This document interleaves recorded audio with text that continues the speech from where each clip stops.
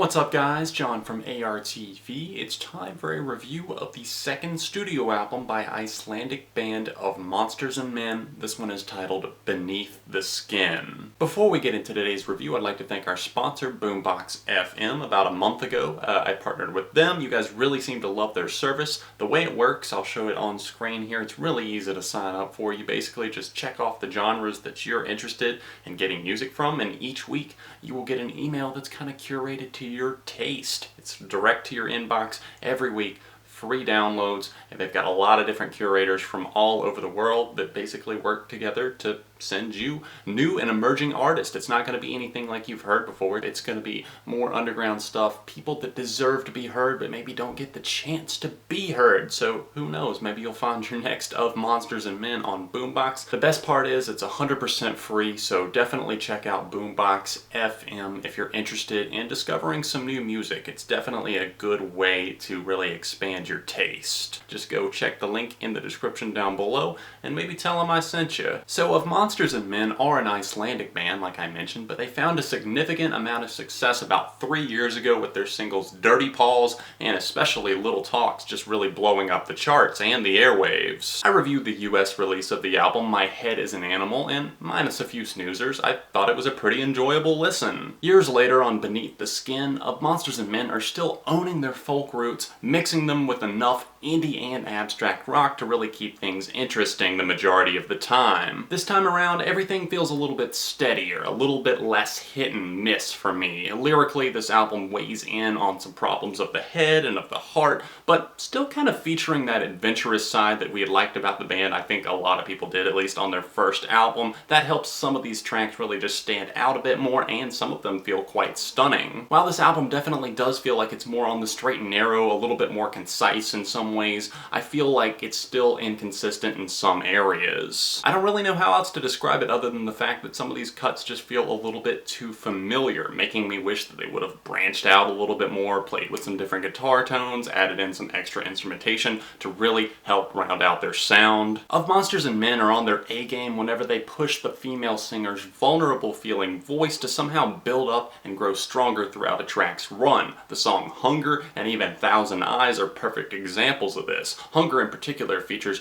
much more of a somber tone to start off with in its infancy, but it definitely grows into a powerhouse of a track with strong vocals and guitar rhythms closing out the song. The opening track, Crystals, is the lead single from this record, Beneath the Skin, and I couldn't help but feel like it was a little bit safe and still hasn't really grown on me all that much. I mean, it's an enjoyable enough listen. I don't mind it, and I think it's kind of a fun track in some aspects, but overall it just feels like it was a little bit too same. Like they didn't push the envelope at all. They wanted to say, hey, we had these fans that really enjoyed the last record, let's put out something that kind of feels like it could have been on that album. And that's not the case for the majority of these tracks, but I kind of feel like Crystals and maybe a couple others could fall into that territory. I love the guitar line that runs throughout the track Empire, also featuring one of this album's strongest choruses. I love it whenever they trade off the male and female vocalist. I think that's one of the selling points about this band for me, especially whenever they get the vocal harmonies on point. It really just illuminates this band's talent and helps showcase the knack that they have for building a memorable song. It's really just a back and forth for me on Beneath the Skin. I mean, some of these tracks definitely still have that connected feel about them that I do enjoy to an extent, but some of them just don't really do anything for me. You take the brooding track Organs, which is just so skeletal in its nature that I find myself having a hard time feeling much of anything towards it. The album goes on its strongest run from the thumping Blackwater to the mesmerizing track We Sink, mainly because it's just the most striking and poignant section of the record in my opinion. The chorus of We Sink is quite emotive and really just brings a sense of urgency that just isn't there on some of the tracks on the album. I'd really like to see this be a crossover hit for the band. Sandwiched in between those cuts that I just noted are Thousand Eyes and Eye of the Storm, the former of those being the definition of a slow-lit fuse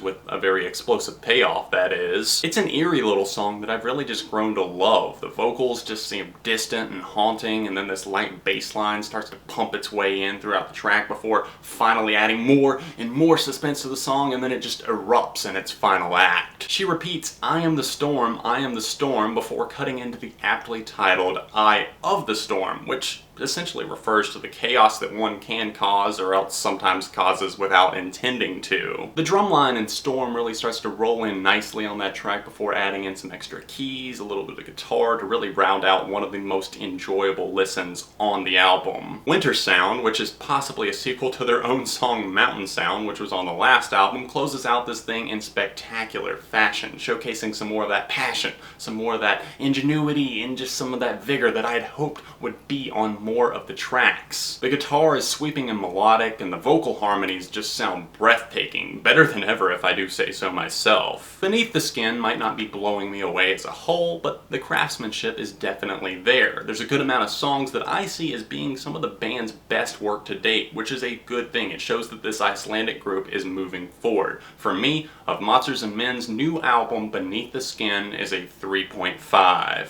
Let me know what you thought of Beneath the Skin by Of Monsters and Men in the comment section down below. Don't forget to smash that like button while you're at it. Maybe subscribe to the channel because friends don't let friends go unsubscribed. Don't forget to check out that top link in the description down below for our sponsor Boombox FM. Free downloads delivered directly to your inbox every single week. I don't know what could be better than that. Help yourself discover some new music. Thanks so much for watching. If there are other albums you'd like to see me tackle, let me know about them in the comment section down below. You can always check the description to find my other channels and social media, and I will see you very soon right here on ARTV.